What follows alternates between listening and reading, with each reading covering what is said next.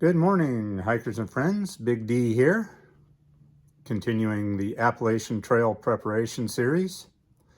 And I hope that you are being very proactive in getting ready for your hike. Today's video, I'm going to address some specific medical aspects that affects my hike and may affect some of the older hikers as well. So we'll take a look at how I'm dealing with this kind of preparation, and we will cover some of the basics here. The first thing that I realized, of course, when preparing for the hike is that myself having medical issues ongoing, like my diabetes and my back surgeries to recover from, that I would be required to take along my medication and other support devices that I use. And that makes things a lot more logistically challenging. One of the first things that I did was to create a list of where I was going through on my hike. So each town crossing and where I was going to stay, I had to highlight and make sure that they could support my logistics. So my first hike aspect was to go through the AT guide and mark down all of my town crossings and areas that I could use for resupply. And what I did was place them into a nice little sheet here that just a simple Word document. And I'll make a note here that these documents that I will show you have been put onto my Google Drive. Although I'm very hesitant to put things out on the cloud, in this particular case, I feel that the use of the Google Drive is pretty much a benefit to me in that I can share that with my family and make sure that they're looking at the same information that I am for the hike, so they can kind of follow along and make sure that they're sending the packages at the right time. So basically, as I said, I went and posted all of the town crossings. The highlights in yellow are such as the first one there at Suches Gap, Georgia. Indicates that I will just be passing by it, but if I needed something, I could probably go off trail to get it. The green is where I intend to spend the night at the end of the day. So day 3, of course, covers Suches Gap. I'll pass by, and then Neal Gap that I will stop at. And that's how this list is laid out. So with that, I had to make sure that Mountains Crossing Hostel would take a package for me and be able to do that. I also noted on my thing on this list here that I would have to resupply for an 8-day next passing there where I was going to stop. That indicates to me that I would have to pick up all my medicine and everything for that 8-day realm, and I'll discuss that in another spreadsheet here. So you can see on day 6, I go past Hiawassee, Georgia, and then 7 and 8, I go to Clayton, past Clayton, Georgia, and then get back onto Hiawassee for a free shuttle. And then I'll have, again, my meds will be mail dropped, and I'll resupply for 3 days. So I did that with the whole hike all the way through to allow me to basically get this next document. This document is the mailing dates that I need for each of my meds drops, and for that I put the date needed on the side. So on April 8th I will be there in Blairsville, Georgia at Mountain Crossings, as we saw earlier on the other sheet. And I figure that if the box is mailed by March 25th, it will get there on April 8th. Now on the other side, on the far right side, I have under the address the proper format for a package being mailed to that location. Now others that I found out were there is a different formatting for mailing to regular post offices, but that's covered very well in the AT guide as well. Now you'll see kind of toward the bottom of that the middle column a little bit that I have a couple of up and down arrows bracketing 5D. That means that I have to create a box that holds 5 days worth of my medication. The address makes it easy for the folks mailing it. Now I will point out here that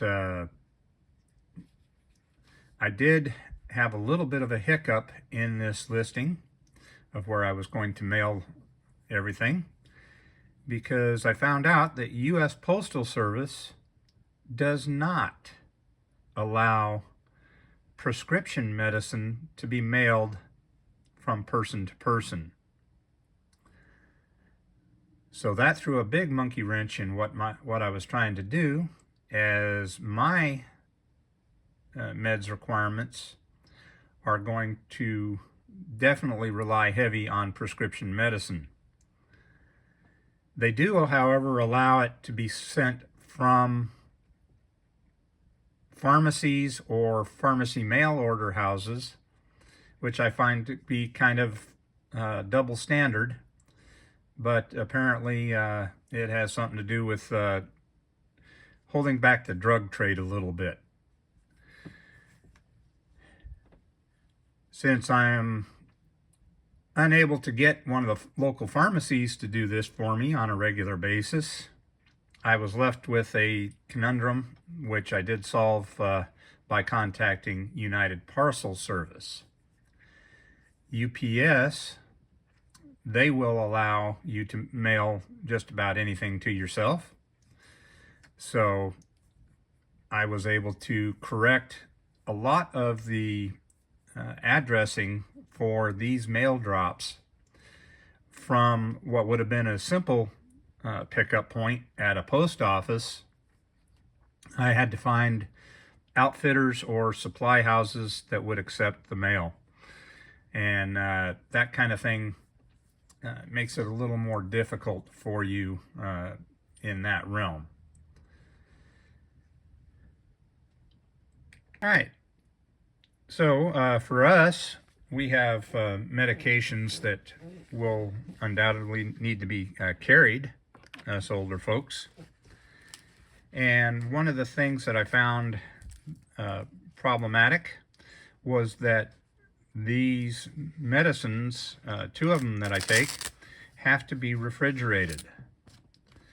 So for that, I ended up getting a Frio cooler cloth, which is a neat little package that you wet the outside, and the medicines that I take in this case 2 of my auto injectors, which have to be kept cold, go into the case. It gets wetted down, and through the process of evaporation, keeps things nice and cool. And it comes with a little carrying case which you can put into your backpack nice and easy. In addition to those two, I also carry an auto injector EpiPen, which is not refrigerated and can just lay loose in my med bag with its own little carrying case. Now, in each of the boxes, I took a Ziploc bag to start the box out and placed in it my medicines that I normally take and a couple other items that I will need.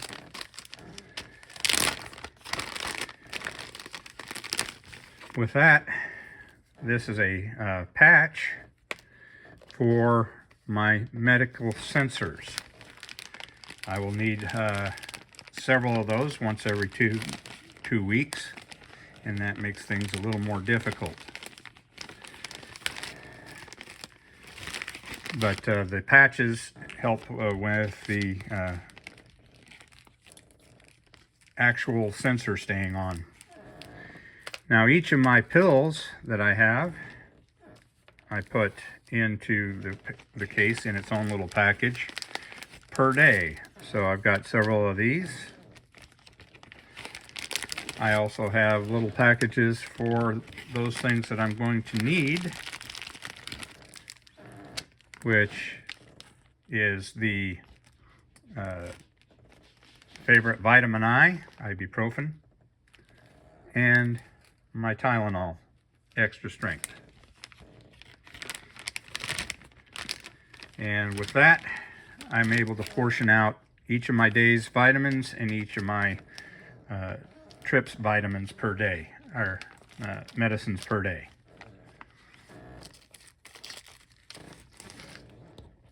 That covers my efforts to put my medical needs on the logistics trail.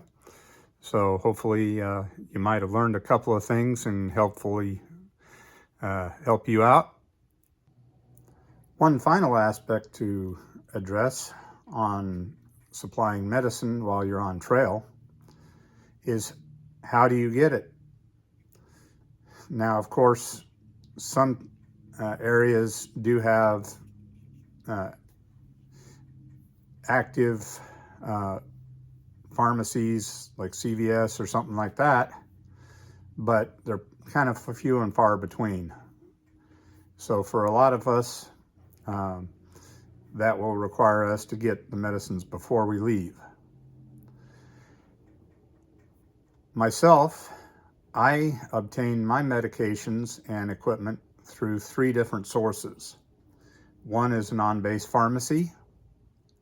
The other 2 are online type of medical warehouses that TRICARE, which is my primary insurance, deals with, and they send me the stuff at a regular interval as I'm needing it.